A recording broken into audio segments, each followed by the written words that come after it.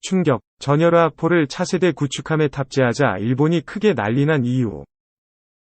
함포가 장착되기 시작한 함선체계에서 지금의 미술이 장착되고 심지어 레일건과 전열화학포, 레이저 무기까지 장착되기 일보직적인 작금의 상황에서 해군함정 체계는 전세계적으로 새로운 패러다임에 직면했다고 할 수 있다. 과거 냉전 시절에는 대량의 함선을 누가 빨리 배치하고 보다 많은 무장을 장착하여 선제 공격으로 일거에 적대 세력을 파괴할 수 있냐가 관건이었으며 냉정 막바지엔 물량으로 점철된 대한미술 시대의 부흥. 함대공 미술과 대공방어 시스템의 적극적 개발에 매진한 시기라 할 수 있을 것이다.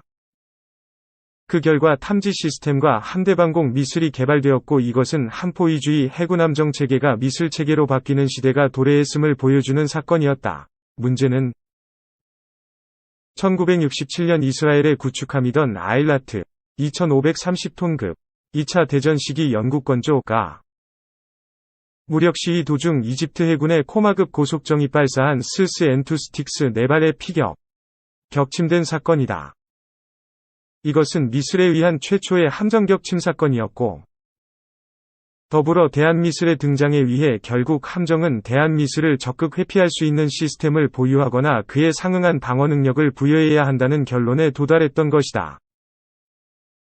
허나 당시의 기술로는 대한미술을 적극 파괴할 수 있는 하드킬, 단이나 미술에 의한 물리적 파괴 행위, 기술이 부족하였고 대부분 지대지 방공 시스템 그것도 고고도 폭격기 대응용을 개량하거나 응용한 방공 시스템밖에 존재하지 않았기에 비교적 소형의 대한미술을 해상에서 요격하는 것은 상당히 어려운 문제였다.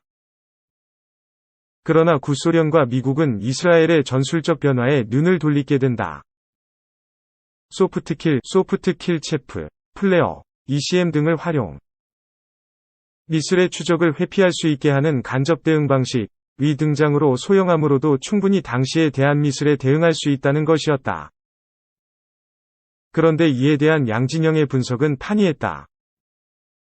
구소련은 전자전 시스템과 체프, 플레어의 도입에 적극적이었지만 반대로 미국은 직접 공격에 의한 즉 하드킬에 의존하는 방공 시스템 개발에 매진하게 된 것이다.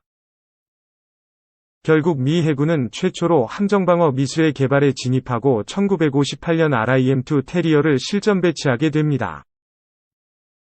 RIM-2는 후에 RIM-67SM1 스탠더드로 발전, 허나 당시의 테리어는 진공관식 레이더 시스템과 전자 시스템의 낮은 가동성, 목표 추적, 지시 기능의 성능 부족과 거대한 시스템으로 인해 순양함 클래스에서 운용되었고 테리어 탈로스 타타에 3T 미술은 1960년대에서 길게는 1980년대까지 미군 함정방어 미술의 주역이었다.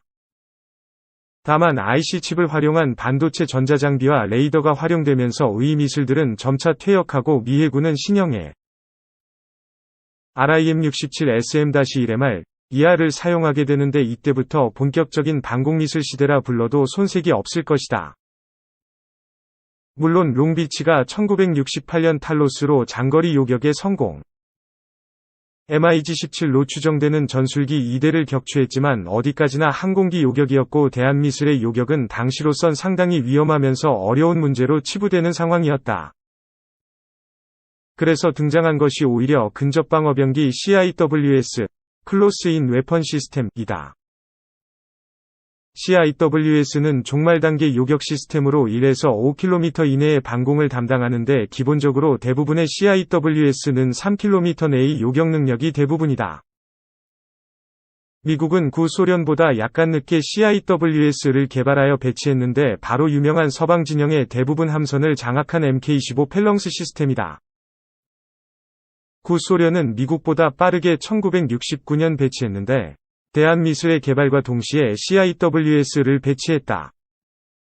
이것은 그 당시 상당한 성견지명으로 당시 구소련 해군의 함정에 장착된 AK-630은 30mm 구경으로 저속의 스틱스를 파괴하여 상당한 성능을 인정받았고 더불어 해상 표적에 대한 대응 능력으로 인해 소형의 초계정에까지 장착되는 영광을 안았다.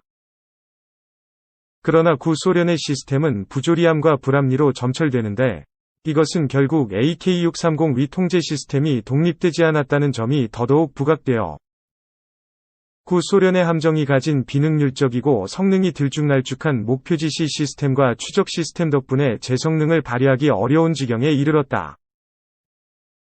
물론 1970년 대중후반부터는 구소련 함선에도 다양한 전자장비와 고성능 시스템이 장착되기 시작하면서 AK-630도 점차 성능이 개선되기 시작했지만 블록 버전업을 계속해온 미군과 달리 구소련은 성능 개선 사업을 거의 추진하지 않아 1980년대까지 1960년대의 시스템을 거의 그대로 유지하는 상황에 직면했다. 물론 캐즈 N1 카자흐스탄 시스템이라는 걸출한 하이브리드 CIWS를 개발하기도 했지만 구소련 붕괴 이후 몇몇 함정을 제외하곤 AK-630이 그대로 배치되는 아이러니한 상황까지 나타났다.